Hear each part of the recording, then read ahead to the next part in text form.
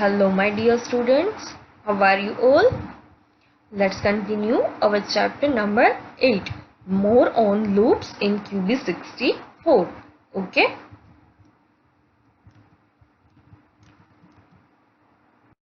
In last lecture, we learned about while and loops. Now, let's continue with the subroutines in QB64. Subroutines क्या है और QB64 में उसका क्या use होता है. Okay, let's see.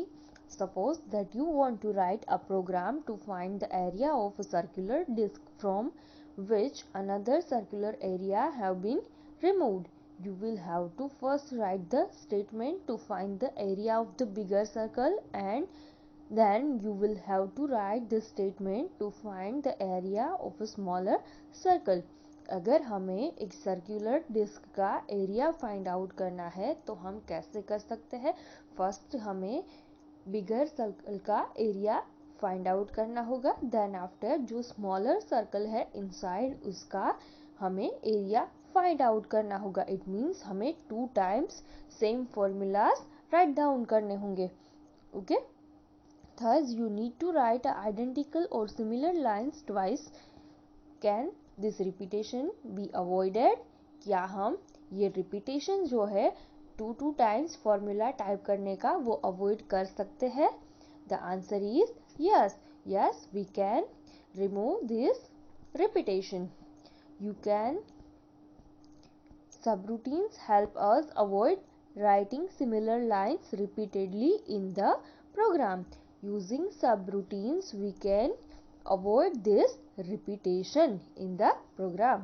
So, a subroutine is an independent program. Subroutine क्या है? वो एक independent program है.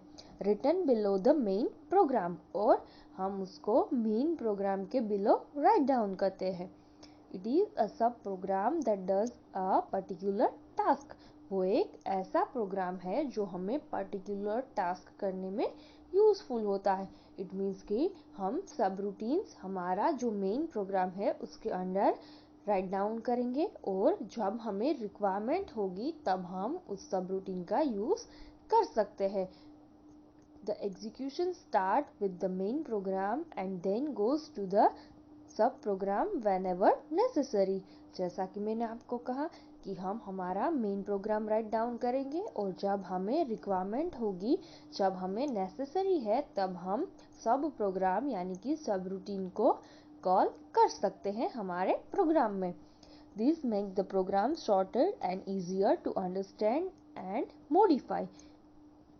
In the above example, the task of finding the area of circle from a given radius can be given to a subroutine. The main program calls it whenever it needs to find the area of circle. यहाँ पर जो programme हमें दिया गया है find the area of circle, तो यहाँ पर हम सब रूटीन क्रिएट करेंगे. कैसा सब रूटीन?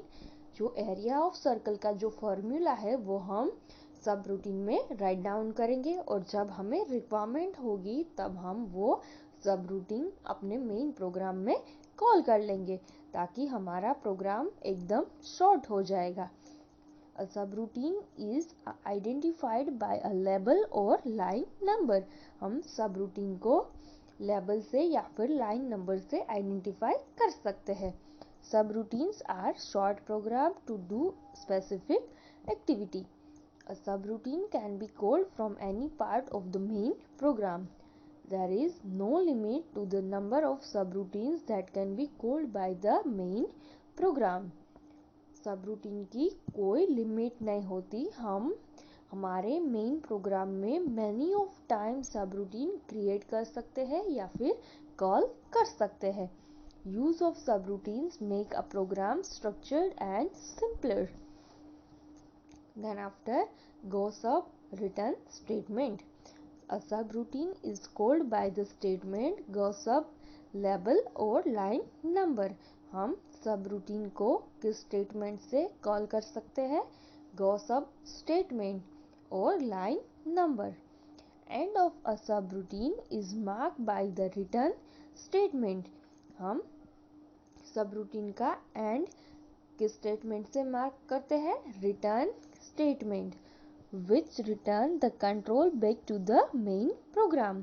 और वो क्या करता है, वो हमारा जो कंट्रोल है वो हमारे मेन प्रोग्राम में रिटर्न करता है।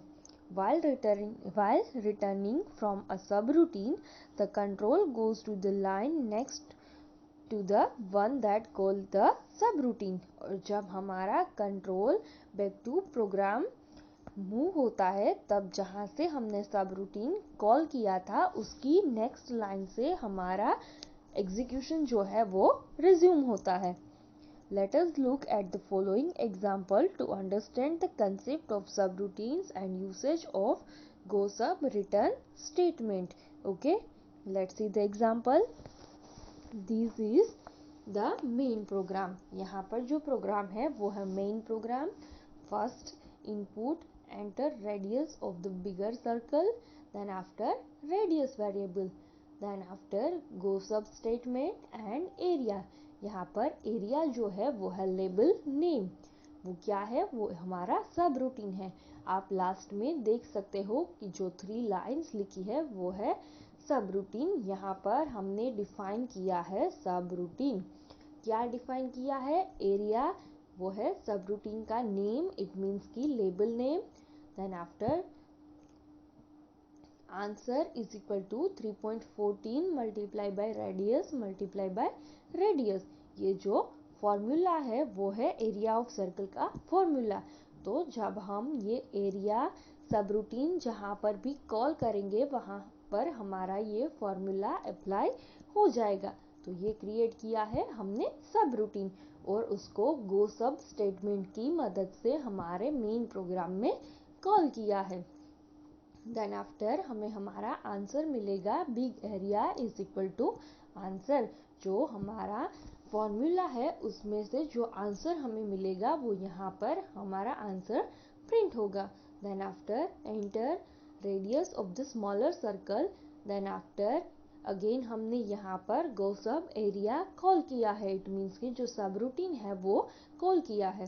फर्स्ट जब हमने सब रूटीन कॉल किया था उसमें फाइंड आउट होगी हमारे बिगर सर्कल का एरिया और सेकेंड सब रूटीन में फाइंड आउट होगा स्मॉलर सर्कल का एरिया और जो एरिया है वो प्रिंट यहाँ पर हो जाएगा। Then after required area is equal to big area minus small area. Then after यहाँ पर प्रिंट होगी रिक्वायर्ड एरिया की value. The required area is required area. Okay, and then after हमारा प्रोग्राम एंड होगा। तो आप देख सकते हो कि हम कैसे सब रूटीन का यूज करके हमारे प्रोग्राम को शॉर्ट और इजी डिफाइन कर सकते हैं। Okay, then after next is on gosub statement. Using this statement you can write multiple subroutines along with main program. हम ऑन गो सब स्टेटमेंट की मदद से हमारे प्रोग्राम में मल्टीपल सब रूटीन्स क्रिएट कर सकते हैं। When on go sub is executed, the control shift to a particular subroutine depending on the value of the variable chosen in the statement. Okay, let's see the syntax. On variable go sub subroutine label 1 and subroutine label 2. Okay, let's see the program to demonstrate multiple subroutines. First input choice, enter choice 1 for addition 2 for subtraction। यहाँ पर हमें 1 या 2 enter करना है। Okay, अगर हम 1 choice करेंगे तो यहाँ पर हमारी वैल्यू का एडिशन होगा और अगर हमने 2 चूज किया तो यहाँ पर सब्सट्रैक्शन परफॉर्म होगा। Okay, then after choice on choice gosub first और सेकेंड। हमने जो भी चॉइस किया है उसके अकॉर्डिंग यहाँ पर फर्स्ट या सेकेंड लेवल चूज होगा। इट मीन्स कि यहाँ पर या तो फर्स्ट सब रूटीन कॉल होगा या फिर सेकेंड सब रूटीन कॉल होगा। देन आफ्टर है साउंड इफेक्ट्स इन QB64। हम QB64 में साउंड इफेक्ट्स कैसे यूज कर सकते हैं, लेकिन ये जो कंसेप्ट है वो हम थियोरेटिकली अंडरस्टैंड नहीं कर सकते। इट मीन्स कि अगर मैं आपको यहाँ पर ये कंसेप्ट लर्न करवाऊंगी तो आप लोग नहीं समझ पाओगे कि what is notes and what is octaves. So अभी के लिए हम ये कंसेप्ट जस्ट रीड करेंगे और जो इसके थियोरेटिकल पोर्शन है उसको क्लियर करेंगे। देन आफ्टर जब हमारी लैब स्टार्ट होगी तब हम ये कंसेप्ट प्रैक्टिकली अंडरस्टैंड करेंगे। Okay, let's see. Play statement, musical notes and octaves. What is notes and what is octaves? In music, a note is a brief sound or a tone of a specific frequency. 7 major notes of A, B, C, D, E, F and G along with 5 minor notes of A has, she has, D has, F has and G has from an octave scale. Between one octave and the next, the frequency of a particular note will be double. For example, note A has a frequency of 220 Hz in octave 3 and 440 Hz in octave 4. Piano can play 12 notes in 7 octaves. Okay, let's see music programming in QB 64. In QB 64, play statement is used to make computer play musical notes. Which statement is used to make the computer play musical notes? Answer is play statement. It can play 12 notes mentioned above in 7 octaves. How many notes and octaves? 12 notes and 7 octaves. That is a total of 84 notes. Any number of these notes can be arranged in any desired combination to play a whole song.